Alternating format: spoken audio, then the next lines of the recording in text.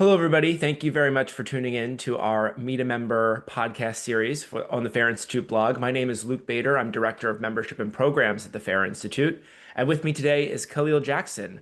Khalil is one of our newest Institute board members. We're very happy to have him on the Fair Institute board, helping us drive the vision and the mission of the Institute.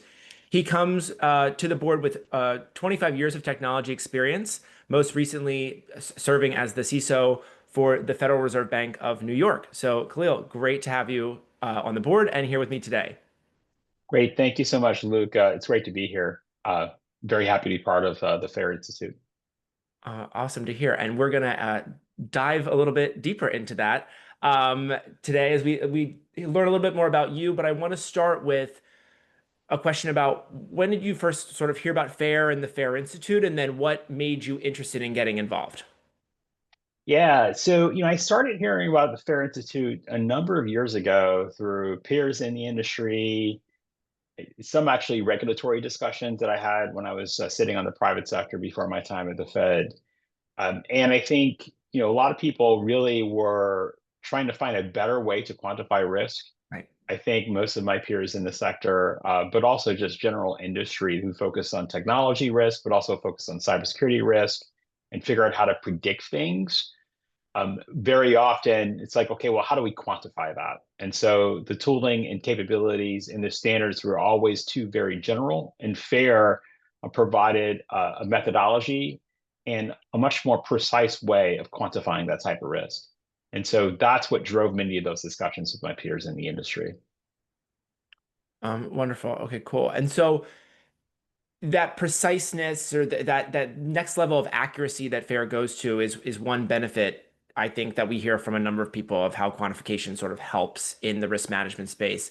What are some other benefits that you've seen in your experience about how quantification really has enhanced the way that an organization manages risk? Absolutely. So I think one of the things that we have to do is we have to place bets. Hmm. So I always say cybersecurity professionals are always fighting people from the future. Oh, okay. Not just the future, but that is an element of it. And so in order to place bets, you need to understand what your risk is and your landscape is. So it helps through a few things. One, as you mentioned, that quantification offers clarity and consistency. I think that's really important. I think saying red, yellow, green and heat maps is one thing, but I think acting on just that alone is insufficient in order to manage the risk. The other thing, it provides decision support. I think quantification and priority of those investments on where you place those bets, I think is critically important. Yeah. Being able to regulate, the third one is regulating regulatory bodies and your board of directors and being able to align with them by having a shared narrative that is consistent and explainable, I think really allows them to actually have confidence and the ability to govern that risk, but also gives you a lot more clarity on what types of things you need to ask those bodies for, and as far as decision support. So I think those things are really important. And so I think that's what kind of brings some of the other, those are some of the other benefits that are kind of brought to the table through FAIR. Yeah, that's really interesting is your comment of the organization going to those regulatory bodies and saying, look, this is what we need from you to help guide us as we're and doing this together as opposed to just being told what to do one way or another. That's a really good point. I like that. I appreciate that. One of the other things that we see a lot is one of the main benefits is communicating risk in dollars and cents. Is there an example of a time that you have seen be successful of an organization being able to better communicate risk to like the business or the board side of a company? Because I know that a lot of our members, that's one of the the the the first steps is, and one of the biggest wins that they get is being able to better communicate their cyber risk. Yeah, so every board of directors is going to be very different. Yeah. It's based on not just the directors that are on the board, but it's based on the sector that you're in. It's based on the population and the talent and the background of those board directors. And so I think understanding that audience obviously is very critical and figuring out which ones respond to different things. My time at the New York Fed, I had a pretty wide range of skill sets on the board, from people who are amazing bankers to people who are PhDs Mm, and technology and highly technical, people who are broadly familiar with how the markets work in global economics. mm. And so visual storytelling worked for me in that particular instance, where I was able to tie it back to the mission of the institution and demonstrate to them through this visual storytelling and through this language of value what it meant when we actually had a risk that was significant, or when we had things that maybe they thought were significant, but really actually impacted us in a relatively minimal way. And Sure. so helping them see that and then asking them on how they might want to kind of provide us guidance and advice on where we might want to place our bets. And so taking that feedback was extremely helpful. But the first piece of it was understanding them as individuals, understanding the mission of the institution, and how they learn information, just like we do with, not necessarily likened to a kids, but that someone might do with their kids. Well, yeah. I mean, that's who we are as individuals, as people. We all learn Yeah. in different ways. So definitely agree with you. And it's something that we talk about as well. And it's not you should never use a heat map and you should never use red, yellow, green. You just have to make sure that the inputs and how you're structuring that are done in a quantitative basis. But then you can show it visually to a board in any way that they are going to best receive it. Yeah, that's absolutely right. I mean, listen, and I agree with you 100%. Red, yellow, green, completely fine. But I Sure. think, adding that additional value and context to it to demonstrate, hey, we've connected this to business outcomes. We've told you a story. Yep. Um, we give you ranges where ranges are necessary instead Yep. of some sort of precision. Because sometimes when you do this false precision, it doesn't necessarily translate very well. I see a number. What does 43 mean? What does 62 mean? What does 6,000 mean? But when Right. you talk about ranges of what actually makes sense, and so how that kind of plays in, perhaps maybe you're using yellow, red, yellow, green. So I absolutely makes sense, and I think that it's about that storytelling and understanding how your audience learns. Yeah, absolutely agree with you. That's great to hear. Um, Sort of wrapping up here towards the end of our conversation, wanted to get your feedback on the larger risk management profession and industry that we're seeing.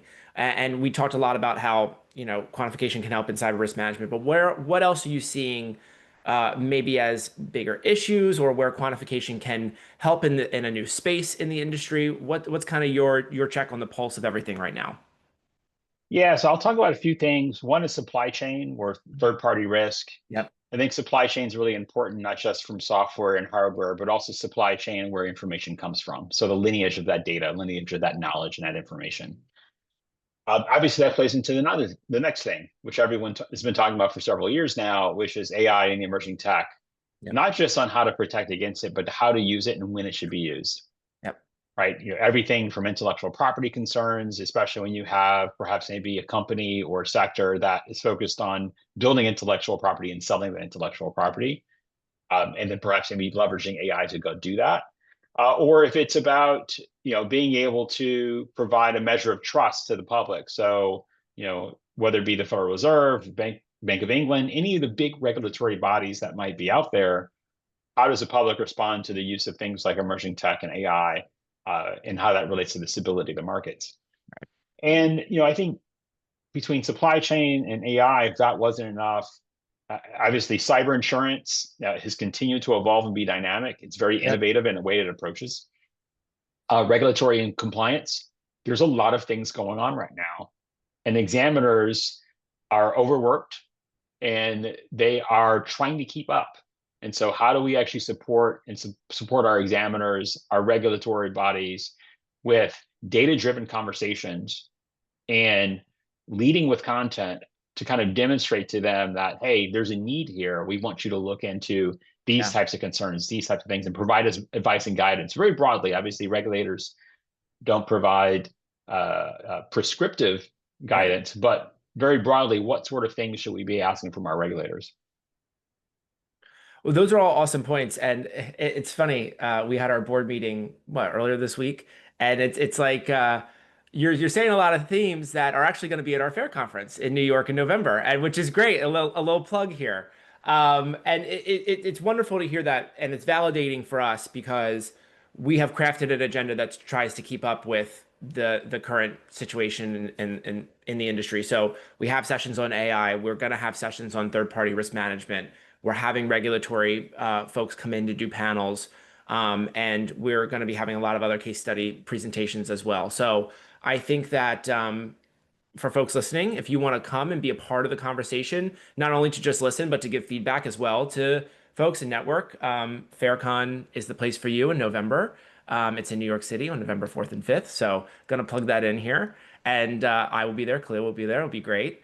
And and yeah, so wrapping up here, Khalil, when you're not working, when you're not doing all this in your professional job, what keeps you busy outside of work?